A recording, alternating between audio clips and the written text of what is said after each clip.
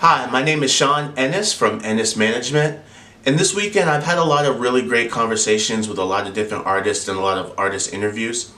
And a common trend or theme that's popped up this weekend is artists selling their music, and is there money to be made in the music industry?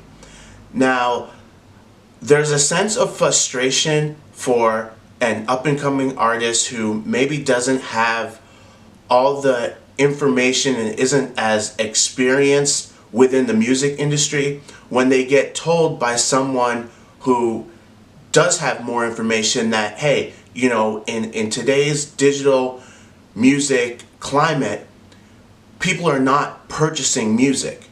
Now, when a young artist or someone who doesn't necessarily have all the information, when they hear that, there's a sense of anger, like, well, what do you mean? Drake is rich, Jay-Z is a billionaire, all these people are rich and making music, and they're musicians.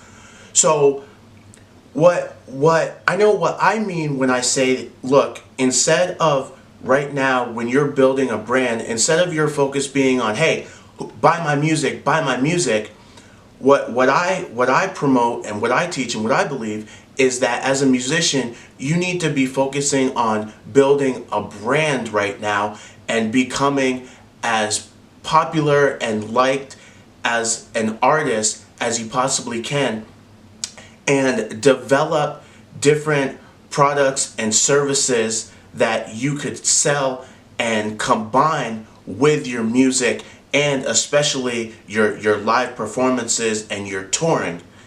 And that's how you'll be able to sustain a long-term music career. Because the fact of the matter is, if you're a music consumer and you're, you know, under the age of 20 or 25, you haven't had to purchase music. You haven't had to go to the store and buy a cassette tape or buy a CD.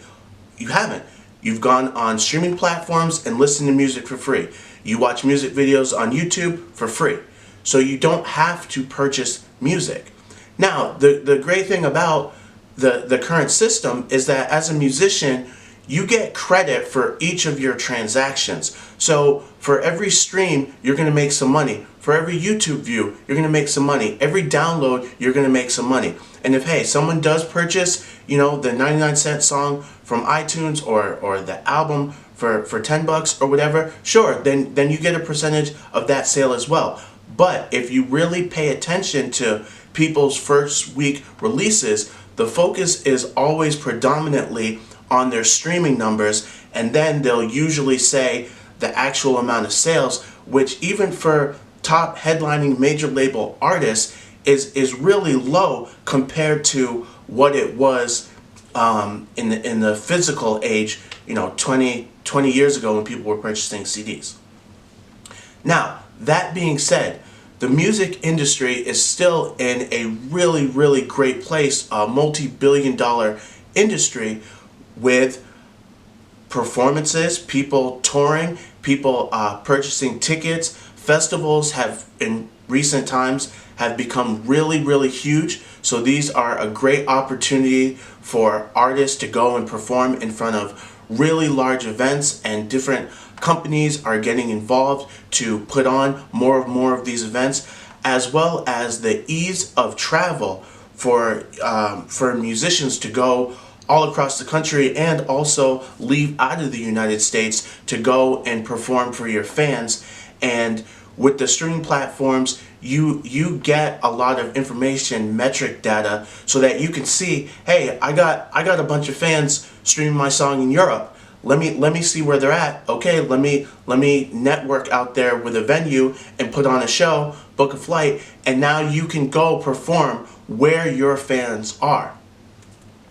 The next thing, when I mean by kind of bundling things together with your brand, so the first thing that every musician should do as you start to gain a little notoriety and attention for your music is create merchandise. So start with maybe t-shirts, putting your logo, your face, your label name on some t-shirts and start selling those, especially at your live performances. This is a great way to generate some additional revenue for your brand.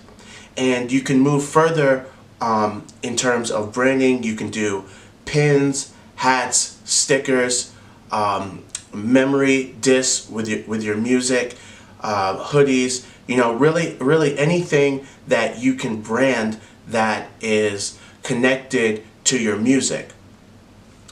And in doing these things, when you combine some brand extension opportunities with your music and with your touring, then you'll start to be able to generate significant income like you see these major label artists doing. So when someone says, don't worry right now about trying to sell your music, it's not a knock on any artist. Coming from me, it's not a knock on any artist, and it's certainly not telling you that you're not going to go on and have a successful music career.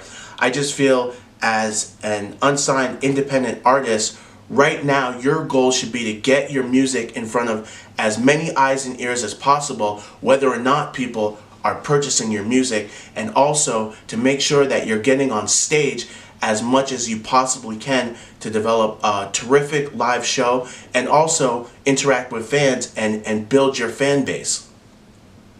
So hopefully this clears up a little bit of the confusion. It was great interacting with everyone on my timeline this weekend in social media and having some great dialogue. I'll certainly be posting some more open-ended questions so we can continue to have some great dialogue. My name is Sean Ennis from ENNIS Management, empowering musicians through education. For all your marketing, promoting, as well as music career consulting needs, email me at ennisproductions@gmail.com. As always, please write your comments below. Be sure to like, subscribe, and share this video. Thank you.